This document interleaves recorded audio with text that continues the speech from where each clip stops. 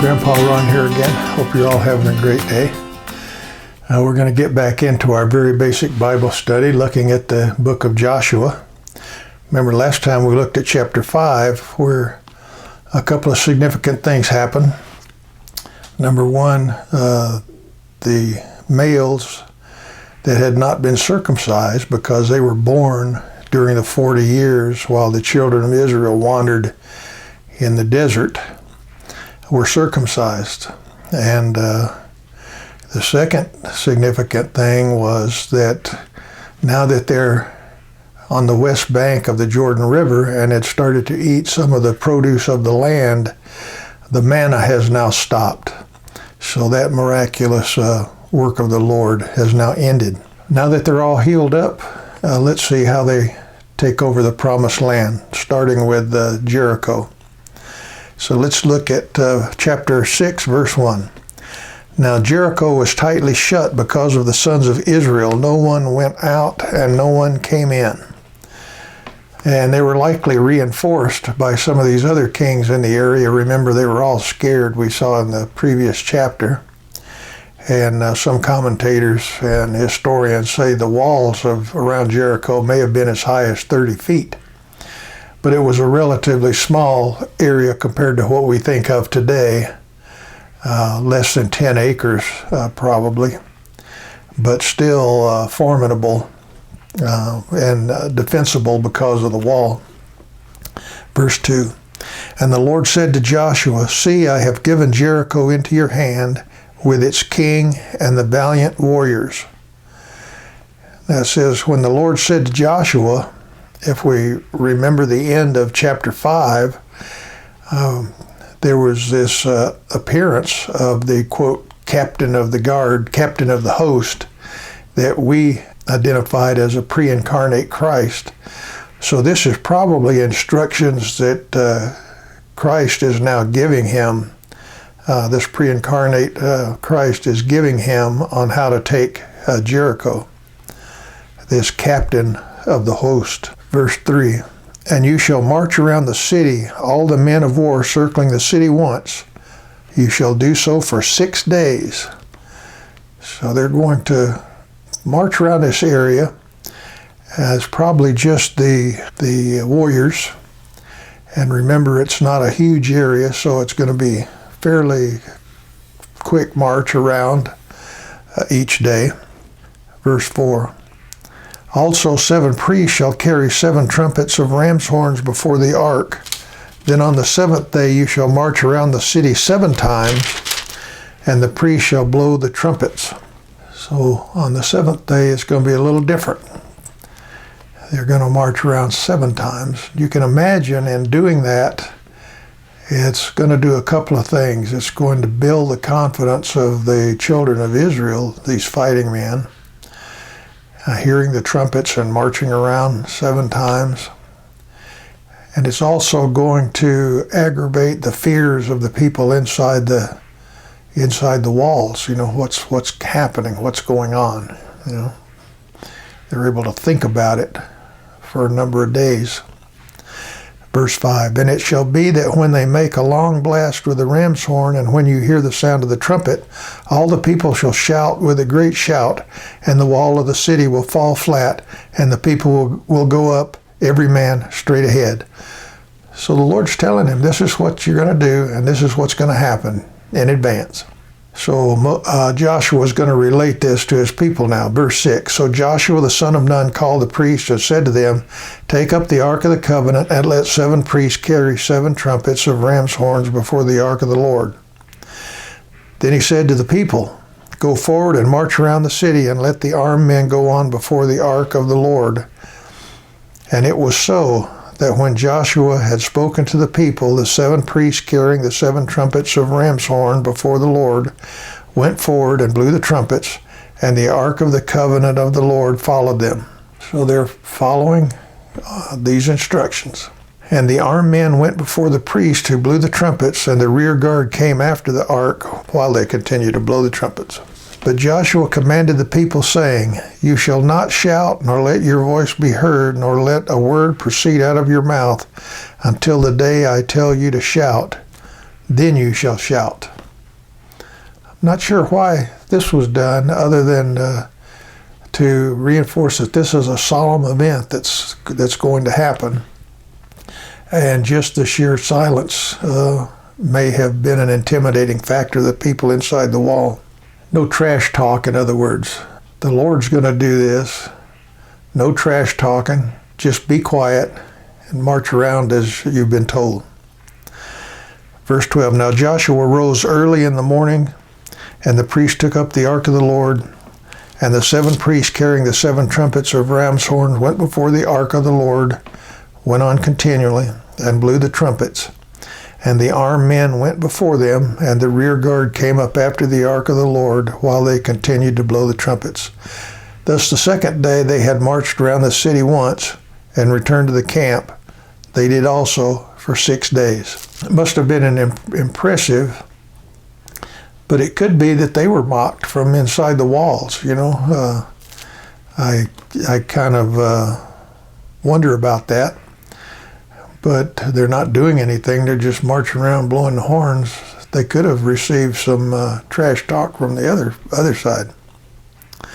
Verse 15. Then it came about on the 7th day that they rose early at the dawning of the day and marched around the city in the same manner 7 times. Only on that day they marched around the city 7 times. And it came about at the 7th time when the priest blew the trumpets, Joshua said to the people, Shout, for the Lord has given you the city. But there's some additional instructions too. Verse 17. And the city shall be under the ban. It and all that is in it belongs to the Lord. Only Rahab the harlot and all who are with her in the house shall live, because she hid the messengers whom we sent. So nobody is to take any spoil or anything. Everything in this city belongs to God. This is the first fruits of their victories, and it all belongs to the Lord. Verse 18, But as for you, only keep yourselves from the things under the ban, lest you covet them and take some of the things under the ban, so you would make the camp of Israel accursed and bring trouble on it. So keep yourselves from doing this. Resist any temptation. Verse 19, But all the silver and gold and articles of bronze and iron are holy to the Lord. They shall go into the treasury of the Lord. So the people shouted, and priests blew the trumpets. And it came about when the people heard the sound of the trumpet, that the people shouted with a great shout, and the wall fell down flat, so that the people went up into the city, every man straight ahead, and they took the city. So just as God told them would happen, it happened. And people have tried to attribute this to earthquakes or stuff like that, but this is clearly a miracle from God, and it's building up the faith of the children of Israel, saying that God lives up to His word. It was all told to them beforehand, and they moved right in. Verse 21, And they utterly destroyed everything in the city, both man and woman, young and old, and ox and sheep and donkey with the edge of the sword. And some people find offense with this. Why would they kill young people and all that? Before you feel too sorry for them, remember that these people were idol worshipers. They were depraved in the sense that they had sunk down even to the level of child sacrifice, and this is God's judgment on them. And they had days in which these people could have left. They could have fled with their children and left. Remember when the children of Israel were circumcised, it took them many days to heal up. So it's not like they rushed across the Jordan and then immediately attacked the city. They had time to leave. But God's judgment is being poured out. And God is righteous. God is just. He's not acting unfairly here in using the children of Israel to execute His will in this manner. Keep in mind that as Christians today, God deals with us differently. But and during these times, God dealt with the children of Israel in a unique way. Verse 22. And Joshua said to the 2 men who had spied out the land, Go into the harlot's house and bring the women and all she has out of there, as you have sworn to her. So the young men who were spies went in and brought out Rahab and her father and her mother and her brothers and all she had. They also brought out all her relatives and placed them outside the camp of Israel. So again, we had said that these are probably proselytes, in other words, converts. They believed in the God of Abraham, Isaac, and Jacob. At least Rahab did. And it's likely that these others did as well through her testimony. And God is living up to the promise these spies made to her when she helped them.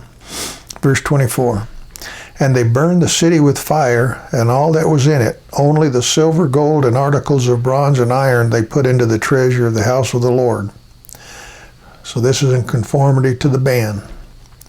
However, Rahab the harlot and her father's household and all she had Joshua spared, and she has lived in the midst of Israel to this day, for she hid the messengers whom Joshua sent to spy out Jericho. Lived to this day, to the day of the writing of this record. Verse 26, Then Joshua made them take an oath at that time, saying, Cursed before the Lord is the man who rises up and builds this city Jericho. With the loss of his firstborn he shall lay its foundation, and with the loss of his youngest son he shall set up its gates. So he's putting a curse on this city. If you build this thing, it's going to cost you your firstborn child. If you when you finish it, it's going to cost you our youngest son. Verse 27. So the Lord was with Joshua, and his fame was in all the land. So God has helped the children of Israel defeat the first city of many, as we're going to see in the Promised Land. Done it in a miraculous fashion so that Joshua has now become famous. And he's going to be feared by the peoples in the West Bank for years to come, and God is going to use that over and over again. So we're going to stop there. Next time we're going to look at the consequences of someone that broke the ban during the taking of Jericho. In the meantime, I hope this has been meaningful to you. God bless, and we'll see you next time. Bye-bye.